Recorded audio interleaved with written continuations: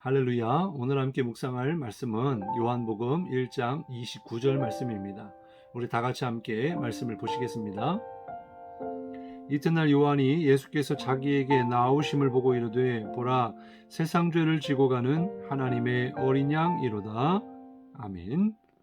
오늘 함께 은혜를 나눌 말씀의 제목은 세상 죄를 지고 가는 어린 양입니다. 오늘 말씀을 통해 은혜가 있기를 주님의 이름으로 축복합니다. 예수님은 빛으로 오셨습니다. 그런데 어둠인 세상이 빛 대신 주님을 깨닫지 못했죠. 그러나 한 사람, 세례 요한은요, 예수님이 이 세상을 구원하러 오신 메시아, 그분이 하나님의 아들이심을 알고 있었습니다. 오늘 본문 29절에 보면 세례 요한이 예수님을 가리켜서 이렇게 이야기했습니다. 보라, 세상 죄를 지고 가는 하나님의 어린 양이로다. 그는 어떻게 초라한 예수님을 하나님의 어린 양이라 이렇게 표현한 것일까요? 누가복음 1장 36절에 보면요. 보라 네 친족 엘리사벳도 늙어서 아들을 배었느니라. 본래 임신하지 못한다고 알려진 이가 이미 6달이 되었나니. 세례 요한은 예수님의 친척으로서 6개월 먼저 태어났습니다. 이미 성장하는 과정을 통해서 잘 알고 있었던 관계였다는 거죠. 그러던 중에 예수님을 하나님의 어린 양이라 이렇게 부른 것은 이것은 쉬운 이야기가 아닙니다.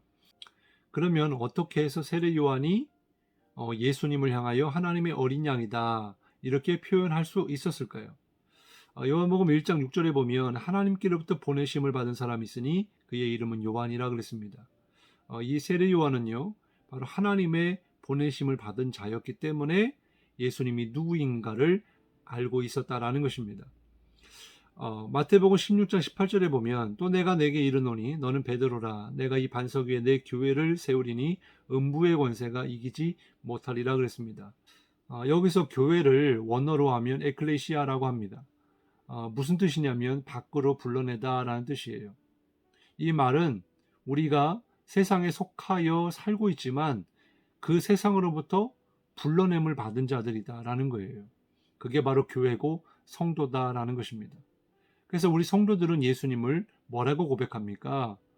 어린 양이라고 고백하고 또 우리를 구원하신 메시아라고 고백하고 있지 않습니까? 어떻게 해서 그 주님을 우리가 믿음으로 고백하게 된 거라고요? 바로 성령님을 통해서 우리가 깨닫게 되고 그 주님을 알게 되고 믿게 된 거죠. 그런 것처럼 세례 요한도 처음부터 예수님이 누구이신가를 알았던 것이 아니라 사명을 받은 이후에 하나님께서 그에게 보여주시고 깨닫게 하셨다라는 거예요. 31절 말씀을 보면요. 나도 그를 알지 못하였으나 내가 와서 물로 세례를 베푸는 것은 그를 이스라엘에 나타내려 함이라 하니라. 이렇게 말씀해 주고 있죠. 그리고 세례 요한이 또 증언합니다. 32절에 보면 요한이 또 증언하이르되 내가 봄에 성령이 비둘기같이 하늘로부터 내려와서 그의 위에 머물렀더라. 그러니까 세례 요한이 예수님께 세례를 베풀 때 성령이 비둘기같이 하늘에서 내려오는 것을 보고 그분이 바로 하나님의 아들이시구나. 그가 바로 내 뒤에 오실 메시아이시구나. 그것을 분명하게 알았다라는 거예요. 이사야 53년 6절에 보면 우리는 다 양 같아서 그릇 행하여 각기 제 길로 갔거늘 여호와께서는 우리 모두의 죄악을 그에게 담당시키셨도다. 그가 곤욕을 당하여 괴로울 때에도 그의 입을 열지 아니하였으며 마치 도수장으로 끌려가는 어린 양과 털 깎는 자 앞에서 잠잠한 양같이 그의 입을 열지 아니하였도다 그랬습니다. 이 이사야 예언대로 약 700년이 지난 다음에 예수님을 통하여 성취가 되었죠. 예수님은 죄가 없으신 하나님이신데 우리를 구원하기 위하여 죄인된 육신의 몸을 입게 되신 겁니다.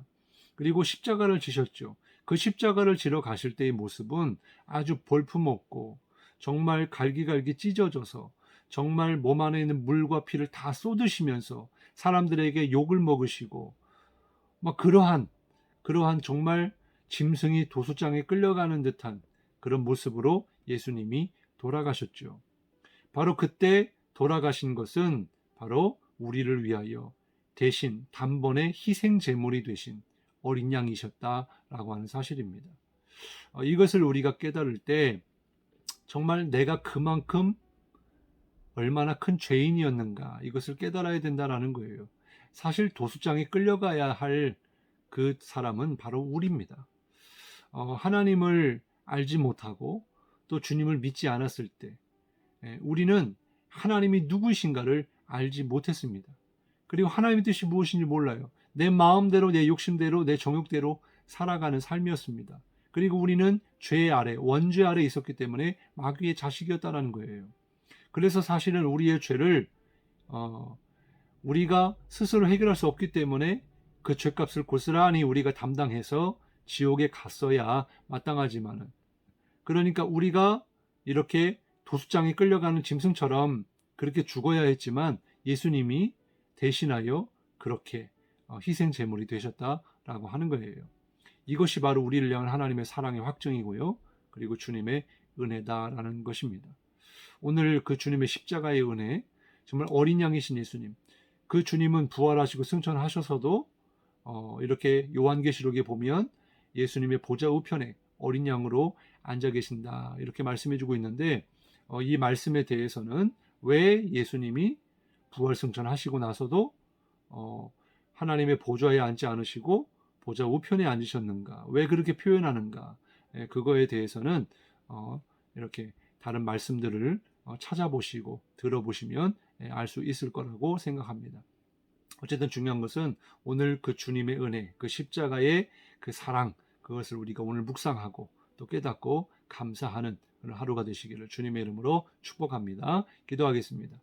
사랑해 주님 감사합니다. 오늘 말씀을 통해서 예수님이 온 세상 죄를 지고 가는 그런 어린 양의 모습으로 이렇게 표현해 주셨는데, 하나님 정말 내가 죽어 마땅할 큰 죄인이었지만 바로 우리를 위하여 그렇게 도수장에 끌려가는 것처럼 희생 제물이 되신 줄 믿습니다.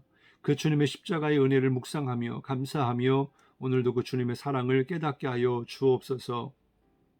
정말 그 주님을 알지 못했을 때에는 내 마음대로 내 육신의 자아가 끌리는 대로 그렇게 살았지만은 이제는 예수님으로 그 피값으로 내가 구원을 받았사오니 내 생명 주님을 위하여 주님께 영광 돌리는 그러한 삶이 되게 하여 주옵소서.